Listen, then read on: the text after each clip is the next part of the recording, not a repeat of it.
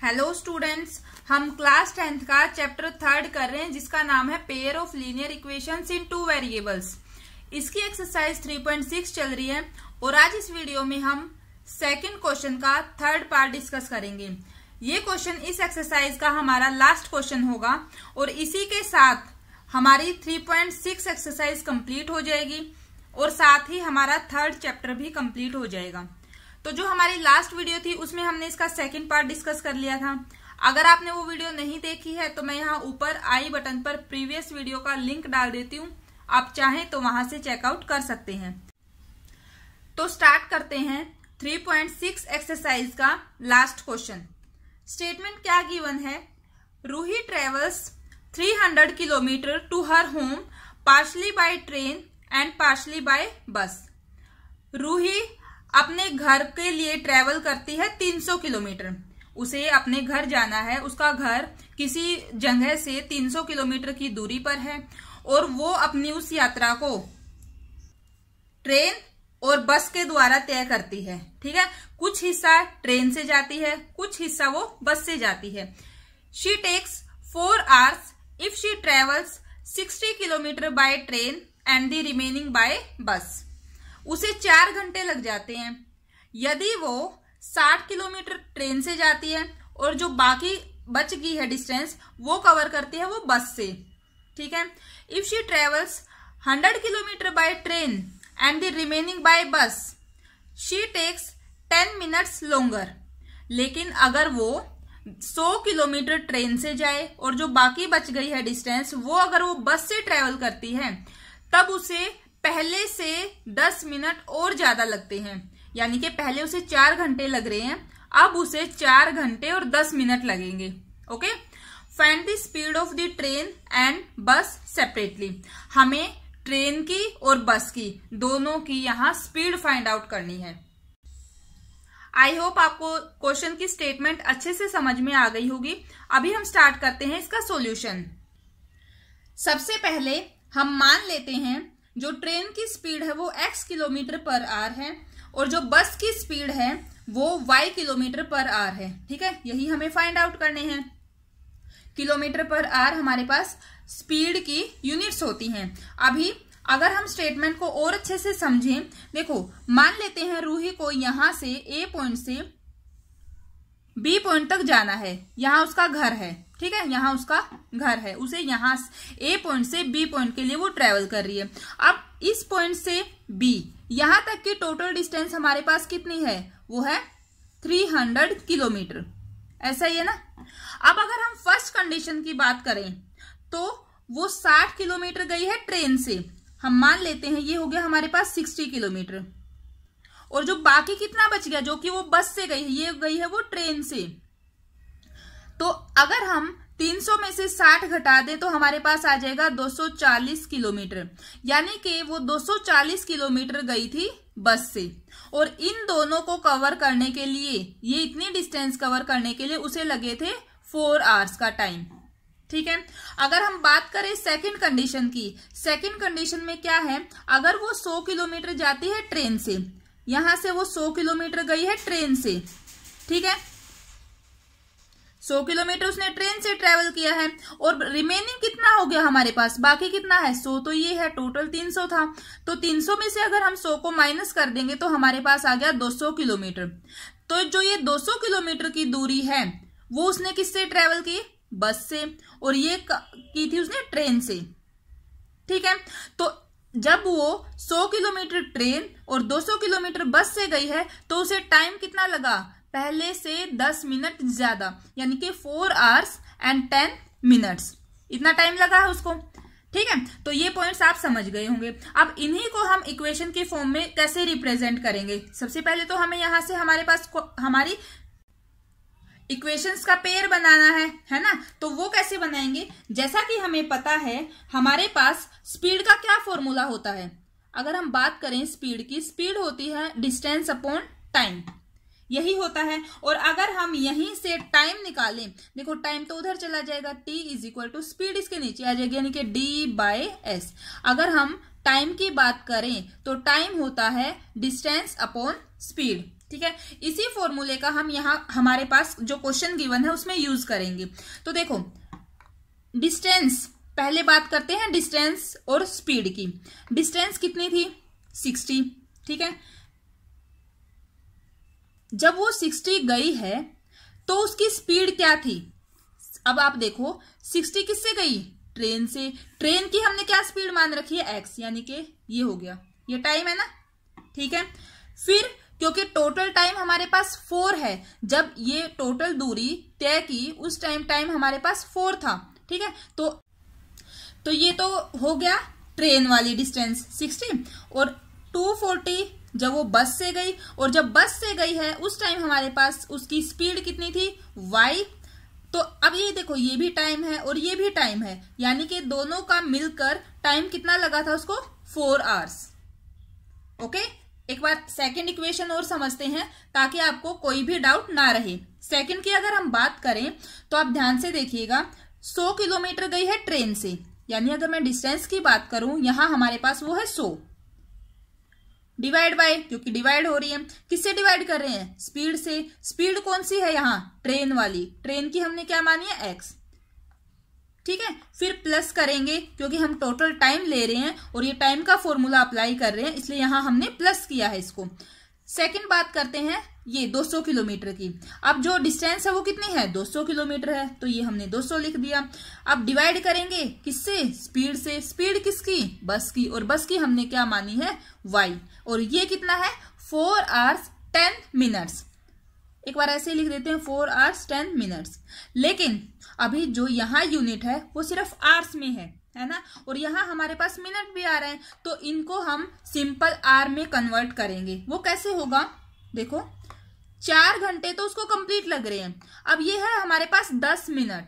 अब देखो 10 मिनट, 1 घंटे में टोटल कितने मिनट होते हैं, 60 मिनट। तो अब जो यहां से जो भी आएगा निकल के रिजल्ट, वो क्या आ जाएगा, उतने घंटे आ जाएगा। यहां से हमारे पास ये 0 से 0 कैंसिल, मीन्स हमारे पास आ गया 4 1/6। अगर इसको सोल्व करें तो हमारे पास क्या आ जाएगा, इन दोनों की मल्टीप्लाई प्लस 1, तो ये हो गया 25 और डिवाइड बाय 6। यानी कि हम इस इक्वेशन को इस तरीके से लिख सकते हैं कि 100/x plus 200/y is equal to 25/6। तो हमारी फाइनल इक्वेशन ये आ गई है। अब एक इक्वेशन हमारे पास ये आ गई है, इसको हम 1 मान लेते हैं, और ये आ गई है हमारे पास सेकंड इक्वेशन। ओके, अब हमें इनके सॉल्यूशंस फाइंड आउट करने हैं। तो अगर आपको ध्यान हो, जो हमने लास्ट में कुछ क्वेश्चंस डिस्कस किए थे, जहां हमने इस वेरिएबल को यानी x और y जो हमारे पास है कोई और वेरिएबल अज्यूम किया था, माना था। अभी यहां देखो, अगर आप दोनों इक्वेशंस को ध्यान से देखोगे तो यहां भी हमारे पास 1/x है और यहां हमारे पास 1/y है। सिमिलरली सेकंड इक्वेशन को जब हम देखते हैं तो यहां भी 1/x है और 1/y है। तो हम क्या पुट करेंगे, 1/x को कोई और वेरिएबल मान लेंगे, इसी तरीके से 1/y को भी हम कोई और वेरिएबल मान लेते हैं। तो हम यहां लिखते हैं कि let 1/x is equal to a and 1/y is equal to b। अगर हम इनको ये पुट करते हैं तो हमारे पास क्या रिजल्ट आएगा, देखो 60/x यानी कि ये हो गया 60a plus 240b is equal to 4। Okay, इसी तरीके से अगर हम इसमें देखें तो ये हो गया 100a plus 200b is equal to 25/6। अब ये दो इक्वेशन आ गई है हमारे पास। अब हमें यहां से इनको सोल्व करना है और a और b की वैल्यू फाइंड आउट करनी है, ठीक है। वो आई थिंक आपको अब तक ये बात समझ में आ गई होगी कि इनको कैसे हम सोल्व करेंगे। एक बार हम इनको दोबारा से लिख लेते हैं। ये हमारे पास दो इक्वेशंस हैं, इनको मैंने दोबारा से लिख लिया है। तो पहले इनको थोड़ा सिंप्लीफाई करेंगे, फिर इनके सॉल्यूशंस फाइंड आउट करेंगे, यानी कि a और b की वैल्यू हम फाइंड आउट करेंगे। तो आप देखिए ये 6 जो है इधर डिवाइड में है, अगर हम इसको इधर लेकर आएंगे तो ये मल्टीप्लाई में हो जाएगा, और मल्टीप्लाई इसकी दोनों के साथ होएगी। कैसे, देखो जो 6 से इधर आएगा तो क्या हो जाएगा 100a plus 200b is equal to 25, ये हो जाएगा। एक बार इसके अंदर मल्टीप्लाई करते हैं, 600a प्लस इसकी इससे भी होएगी बी इज इक्वल टू 25।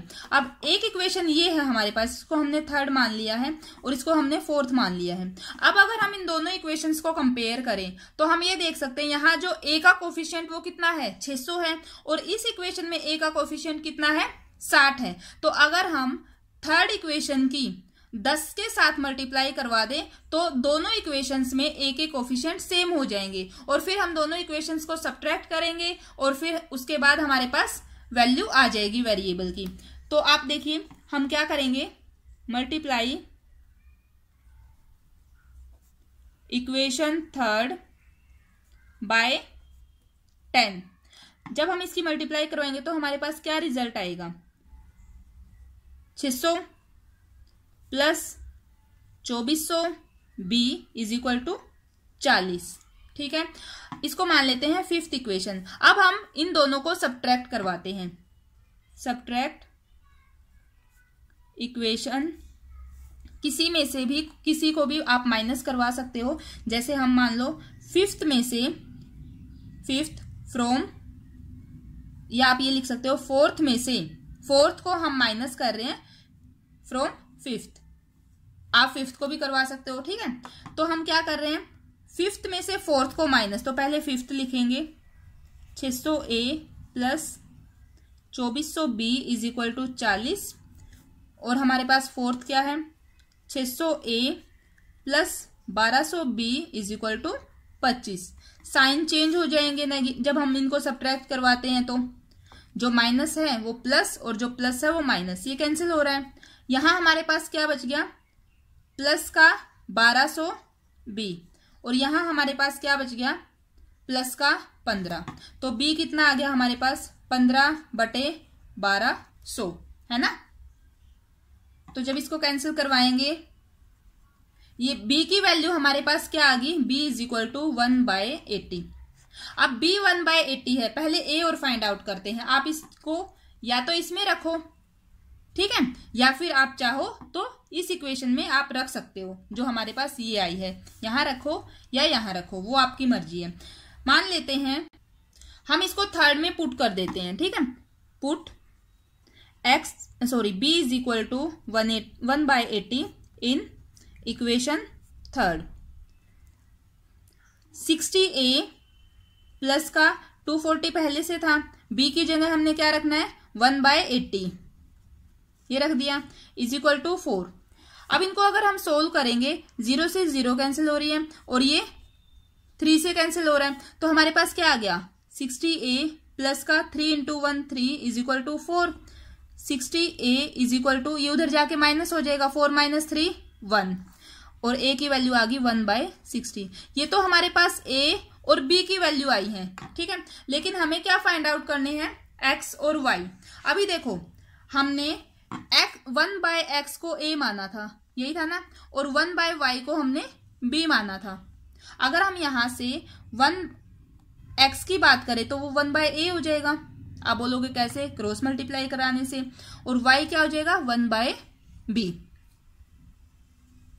ठीक है, तो आप देखो x is equal to 1/a, a कितना है 1/60, तो 1/1/60, तो ये 60 ऊपर चला जाएगा। या आप इसको सीधा यहां से पुट करो। देखो अगर हम इसको ये भी ना लिखें तो आपको कैसे इसको निकालना है, 1/x is equal to a कितना है 1/60। अब क्रॉस मल्टीप्लाई करवा दो, x की वैल्यू कितनी आ गई 60, और इसी तरीके से 1/y is equal to b कितना है 1/80। ठीक है, तो हमारे पास y कितना आ जाएगा, क्रॉस मल्टीप्लाई 80। तो x क्या था हमारे पास, x हमने माना था स्पीड ऑफ ट्रेन, y हमने माना था स्पीड ऑफ बस। ओके, तो हमारे पास x और y दोनों की वैल्यू आ गई है। तो लास्ट में आपको फिर से लिखना है यही कि hence speed of train is equal to x की वैल्यू जो हमारे पास 60 kilometre per hour and speed of bus is equal to 80 kilometre per hour. फिर वहां आपका क्वेश्चन जो है वो कंप्लीटली सोल्व हो जाएगा। मैंने हर एक बच्चे को ध्यान में रखते हुए पूरा क्वेश्चन बिल्कुल हर एक स्टेप को क्लियरली बताते हुए समझा दिया है। आई होप आपको पूरा क्वेश्चन अच्छे से समझ में आया होगा। फिर भी अगर किसी को कोई डाउट होता है तो आप एक कमेंट कर सकते हैं। ठीक है, तो इसके साथ हमारा थर्ड चैप्टर कंप्लीट होता है और जैसा कि मैं आपको हर वीडियो में बताती हूँ, चैप्टर खत्म होने के बाद जो हमारा चैप्टर होता है उसके लास्ट में हमारे पास समरी गिवन होती है। ठीक है, आप चाहें तो एक बार इसको रीड कर सकते हैं ताकि आपकी कंप्लीट चैप्टर में हमने जो भी पढ़ा है उसकी एक बार क्विक रिवीजन हो जाए। ओके, तो फ्रेंड्स ये थी हमारी आज की वीडियो। अगर आपको मेरी वीडियोज अच्छी लग रही हैं, आपके लिए हेल्पफुल हैं, तो प्लीज वीडियो को लाइक करना, चैनल को सब्सक्राइब करना और अपने फ्रेंड्स के साथ शेयर करना। Thank you.